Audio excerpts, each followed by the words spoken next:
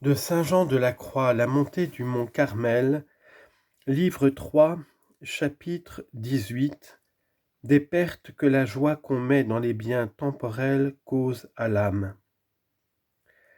Si nous étions obligés de faire le détail des dommages qui assiègent l'âme lorsque la volonté s'attache aux biens temporels, le papier, l'encre et le temps nous manqueraient.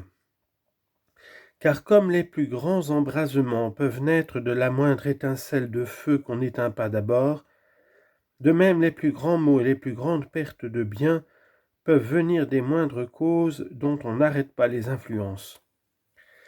Le principe et le fondement de tous ces inconvénients n'est autre que notre séparation d'avec Dieu, laquelle est l'effet ordinaire de cette vaine joie.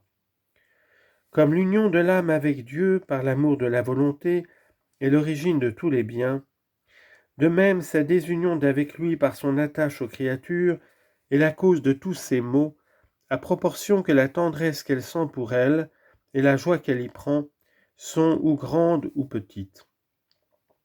Et comme c'est par ce moyen que l'âme s'écarte de Dieu, chacun pourra connaître la nature et la grandeur de ses pertes par la mesure de son éloignement d'auprès de son Créateur.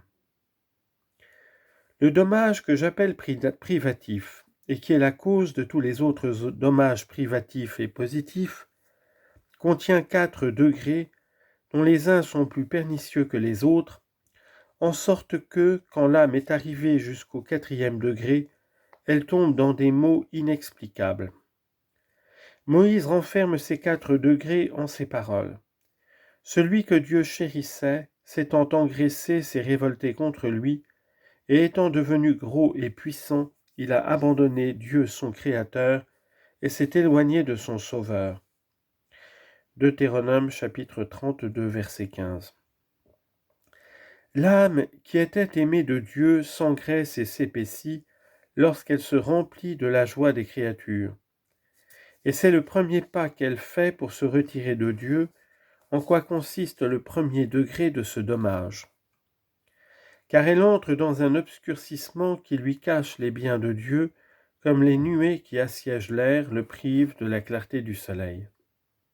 En effet, aussitôt que l'homme spirituel consent à la satisfaction que les choses créées lui donnent, et qu'il laisse à sa passion la liberté de se repaître des bagatelles du monde, il se couvre lui-même de ténèbres qui lui dérobent la vue de Dieu, et il offusque cette simple intelligence d'esprit qui lui faisait comprendre les choses divines.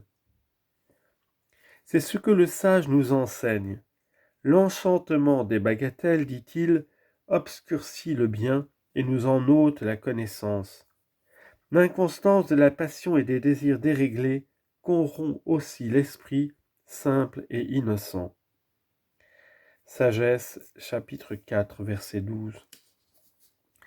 Il veut dire qu'encore que l'âme ne soit infectée d'aucune malignité, le seul souhait des choses créées et le seul plaisir qu'on y trouve suffisent pour l'engager dans le premier degré de ce mal, puisque ce degré n'est autre chose que la stupidité de l'entendement et l'obscurité du bon sens pour juger sainement de la vérité et de chaque chose en particulier. À quoi la sainteté de l'âme et la vivacité de l'esprit ne servent de rien, lorsqu'un homme contente ses passions et fait sa joie des biens temporels.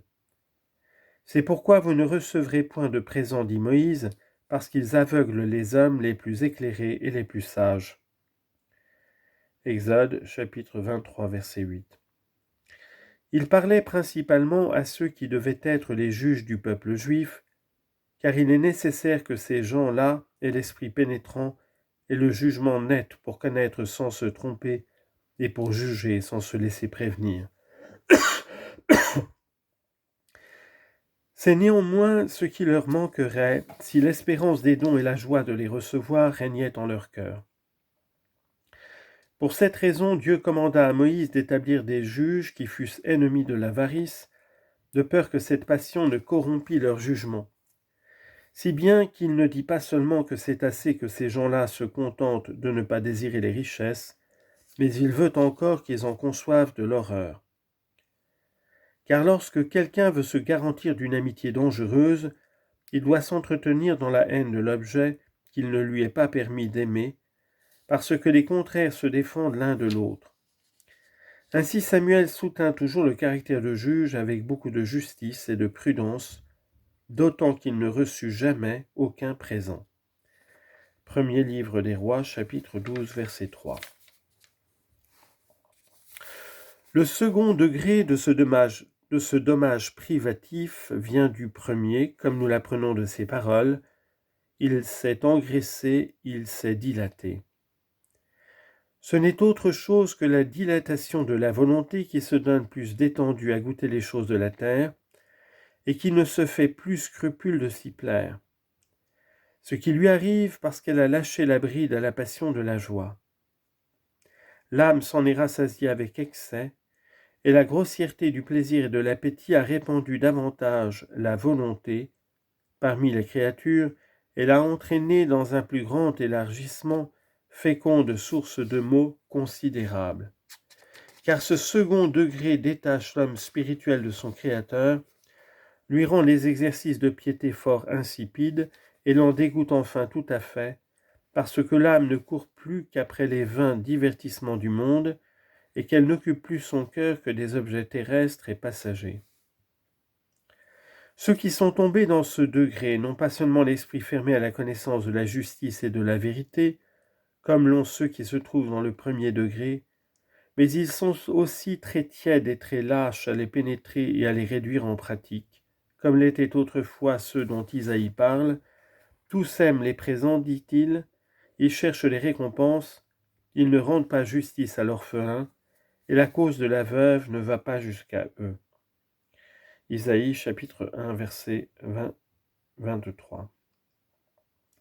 Ils ne lui donnent pas d'accès.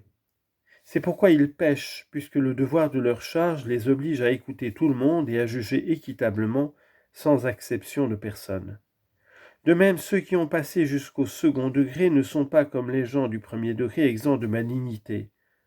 Aussi on les voit plus vite de la justice et des vertus chrétiennes à cause de l'amour ardent dont leur volonté brûle pour les créatures.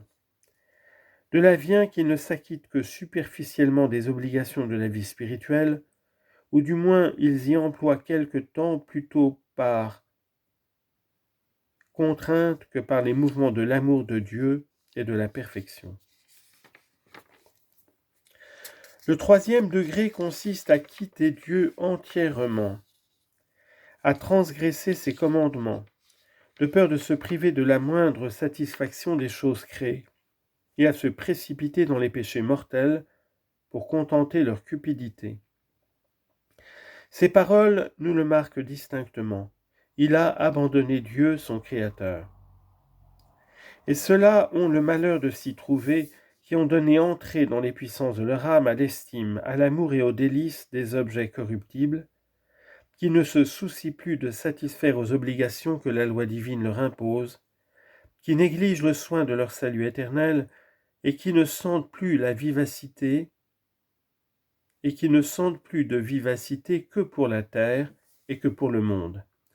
Tellement que, selon les paroles de Jésus-Christ, ce sont des enfants du monde qui sont plus prudents en leurs affaires que les enfants de lumière. Luc chapitre 16, verset 8. À proprement parler, ces gens-là sont avares, puisqu'ils ont sacrifié leurs affections aux créatures avec tant de force qu'ils n'en peuvent jamais remplir l'avidité de leur passion. Ainsi leur soif croît sans cesse, s'étant éloignée de Dieu qui peut seul les contenter pleinement. C'est d'eux que Dieu se plaint dans la prophétie de Jérémie. Ils m'ont abandonné, moi qui suis la fontaine d'eau vive, et ils se sont creusés des citernes percées qui ne peuvent retenir l'eau. Jérémie chapitre 2 verset 13. Cela vient de ce que les avares ne trouvent pas dans les créatures de quoi éteindre leur soif. Au contraire, elles s'enflamment davantage. Ensuite, l'amour excessif des biens temporels les attire à toutes sortes de péchés, et on peut dire d'eux, selon l'expression de David, qu'ils se sont entièrement abandonnés aux pensées et aux affections criminelles de leur cœur. Psaume 72, verset 7. Ces paroles, il a délaissé Dieu son Sauveur, expriment le quatrième degré, auquel le troisième conduit les avares. Car dès là que, passionnés pour les grands biens, ils n'en font nul état d'observer la loi divine, ils se séparent de Dieu et ils l'effacent de leur mémoire, de leur entendement et de leur volonté, ne voulant plus reconnaître d'autre divinité que l'argent. Puisque, comme saint Paul nous l'enseigne, l'avarice est une idolâtrie. Colossiens chapitre 3 verset 5. En effet, ils oublient Dieu de telle sorte que, au lieu de lui consacrer leur cœur, ils en font un sacrifice aux richesses, comme s'ils n'avaient point d'autre Dieu qu'elles. Ce 4e degré renferme encore ceux qui osent rapporter les choses divines et surnaturelles à leurs biens temporels comme à leur Dieu, et qui ne craignent pas de s'en servir pour établir leur fortune, quoique la foi, la raison et la justice les obligent de rapporter leur richesse à Dieu comme à leur fin. Il faut mettre en leur compagnie l'impie Balaam, qui vendit le don de prophétie que Dieu lui avait accordé, et Simon le magicien qui voulut acheter le pouvoir surnaturel de faire descendre le Saint-Esprit sur les chrétiens en leur imposant les mains. Actes chapitre 8, verset 18. Cette action montre qu'ils estimaient plus l'argent que les grâces, et qu'ils se persuadaient que plusieurs seraient de leurs sentiments et donneraient pour de l'argent les dons de Dieu. Il s'en trouve beaucoup d'autres en ce temps-ci qui entrent dans le même rang, étant tellement aveuglés par leur convoitise qu'ils ont plus d'égard dans leurs exercices spirituels à leur trésor qu'à leur Dieu. Ils font leurs actions plus par l'amour de cela que par l'amour de celui-ci. Ils envisagent plutôt les récompenses de la terre que les couronnes du ciel. Ils considèrent enfin l'argent comme leur principale divinité et comme leur fin dernière. Nous mettons aussi dans la même classe tous ces misérables que l'attachement aux biens met hors de leur sens, en sorte qu'ils les prennent pour leur Dieu, et qu'ils ne balancent pas à leur sacrifier leur vie lorsqu'ils reçoivent de grandes pertes. Le désespoir les précipite dans une cruelle mort dont ils sont eux-mêmes les auteurs.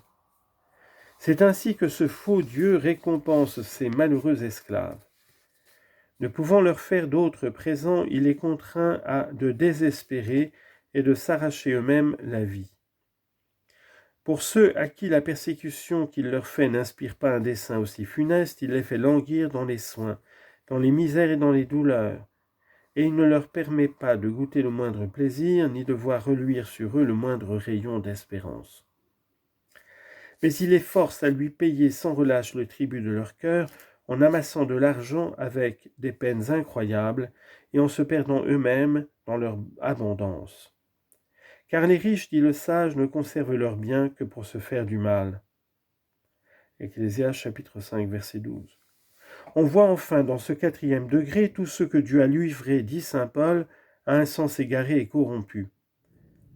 Car l'homme qui met toute sa faim et tout son contentement en ses grandes possessions descend dans l'abîme de ses désastres.